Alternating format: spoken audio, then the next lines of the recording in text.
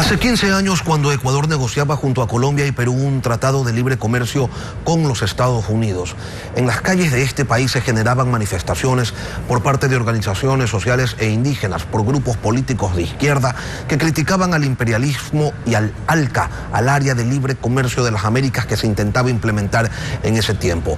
Y los discursos llegaban cargados de miedo, porque se insistía en que los subsidios estadounidenses a su producción agrícola terminaría aniquilando a los productores nacionales. ¿Qué ha cambiado en este tiempo? Se lo preguntamos a Felipe Rivadeneira, presidente de FEDEXPORT, la Federación de Exportadores del Ecuador. Buenos días.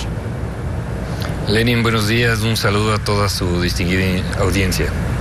Bueno, a ver, yo te empezaría, o empezaría más bien un poco respondiendo a su pregunta, en el sentido de que todos esos mitos que existieron en su momento, en el 2005, ya se han ido destruyendo a medida de que ha pasado el tiempo. ¿Por qué? Por una sencilla razón.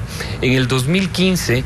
y finales de 2015 cerramos la negociación con la Unión Europea con un bloque de más de 28 países de destino de productos ecuatorianos, en el cual prácticamente se habló de los mismos temas que se mencionaron en su pregunta. Es decir, se hablaba de que nos iban a reconquistar, de que se iban a llevar el agua, de que iban a quebrar las empresas, de que el agro se iba a destrozar, y eso prácticamente no ha pasado. El tiempo nos ha dado la razón. Tenemos vigencia ese acuerdo desde el 2016 y ha sido una fuente sostenible de empleo. Más de 300.000 plazas de empleo se han protegido con el acuerdo con Europa, y esa negociación es fundamental para ir destrabando y destruyendo esos mitos de aquellos que utilizaron en ese momento, en el 2005, como plataforma política la negociación para ganar sus temas políticos y perder una gran oportunidad. Usted bien lo mencionaba al principio de su intervención,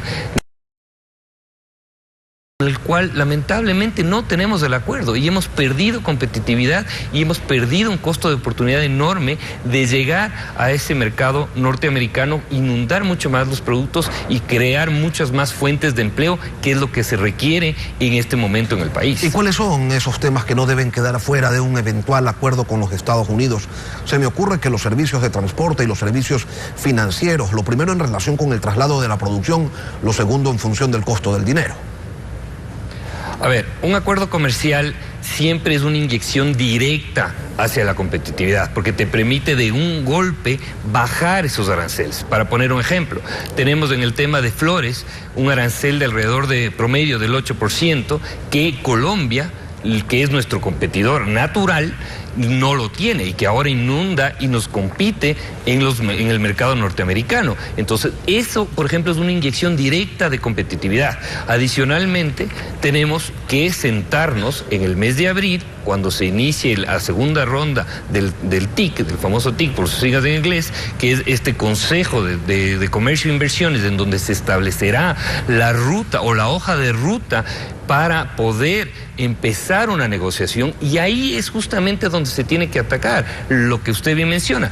Todos esos sectores sensibles del Ecuador se tendrán que negociar con plazos muy largos, en donde podamos nosotros como país, porque esto tiene que ser, Lenin, una política de Estado, no tiene que ser una política del gobierno de turno. Uno se puede preguntar por qué se demoró tanto este gobierno en realizar la visita hacia los Estados Unidos, por qué se demoró tanto en designar al embajador Mbeki en esa embajada cuando sabíamos que tenía una excelente relación con el presidente Donald Trump. Todas esas preguntas que se quedan en el aire y que nos permiten a nosotros preocuparnos, ahora son pasado. Tenemos que más bien empezar como un solo puño, como ecuatorianos que somos, unidos, sectores sociales, civiles, academia, gremios, etcétera, trabajar fuertemente. ¿Para qué? Para hacer que funcione esta hoja de ruta, conseguir que se cierre este acuerdo comercial lo más pronto posible. ¿Para qué? Lograr, uno, como le mencionaba, empleo; dos, fortalecimiento institucional del país. Eso es fundamental. Vemos ahora, esta semana hemos tenido una buena noticia de eso. Hay temas que son pasado, pero hay otros temas que son presente. Y por ejemplo, las reformas internas que se deben realizar en paralelo aquí en el Ecuador, porque sin ello no hay acuerdo posible. Por ejemplo, Estados Unidos nunca va a firmar un acuerdo con nosotros si tenemos impuesto a la salida de divisas, si tenemos la inexistencia de los tratados bilaterales de inversión, si no tenemos una reforma al Código del Trabajo. Y esa tarea es acá, no es en ninguna mesa de negociaciones. Sí, exactamente, ¿no? Usted lo ha dicho perfectamente. Esos tres temas van a ser los más complejos de la negociación. Pero el hecho de llegar a una negociación te obliga como país a portarte serio con tu socio principal, que en este caso es los Estados Unidos.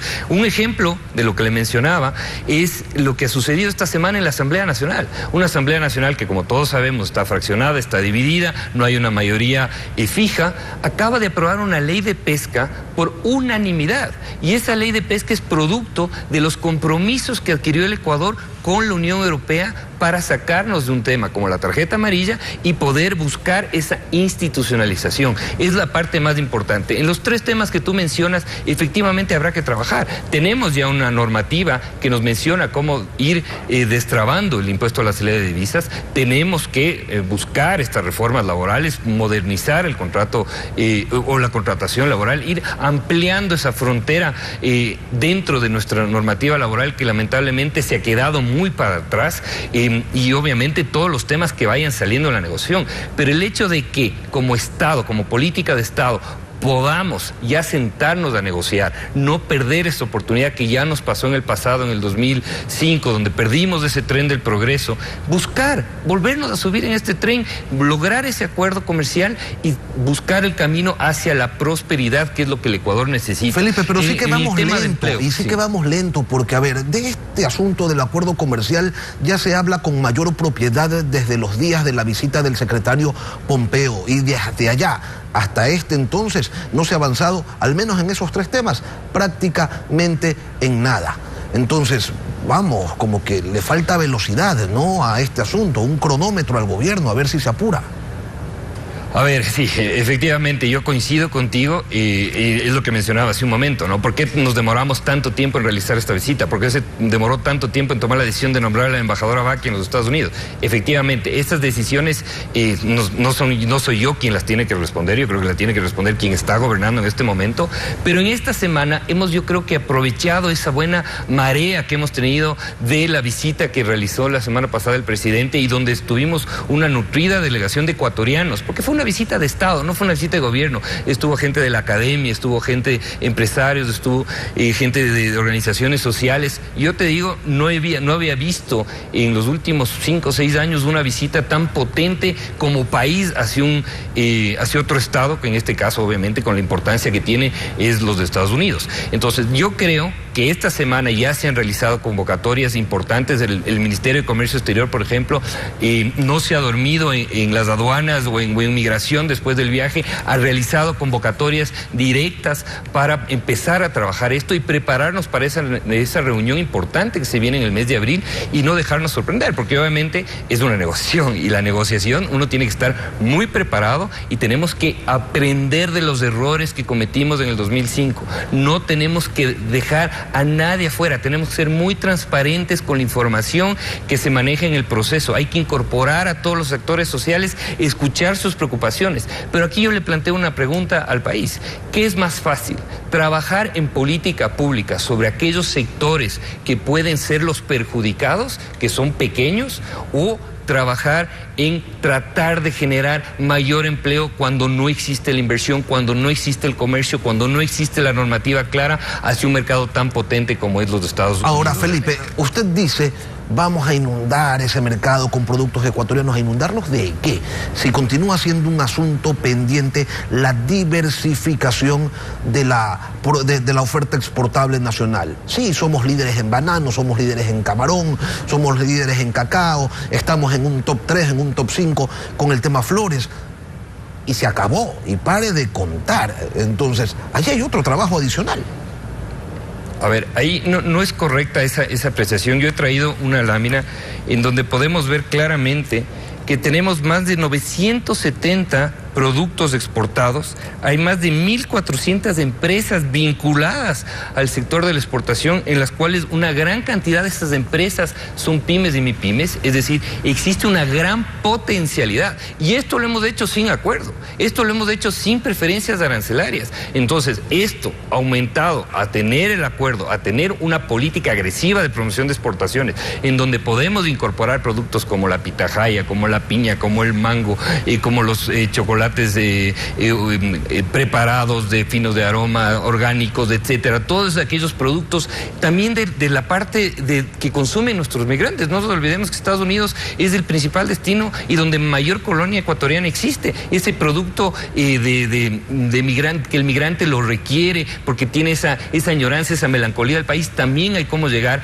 Con aranceles menores se lo puede hacer y se lo puede hacer atractivo. Yo creo que tenemos la posibilidad, existe una gran variedad de productos que podemos mandar a los Estados Unidos de Norteamérica y obviamente, como siempre lo digo, el acuerdo es del principio. El acuerdo lo que hace es fijar las reglas para poder acceder al mercado. Como juguemos del partido ya dependerá de nosotros como país. Felipe Rivadeneira, presidente de FedExport, gracias por venir a Contacto Directo.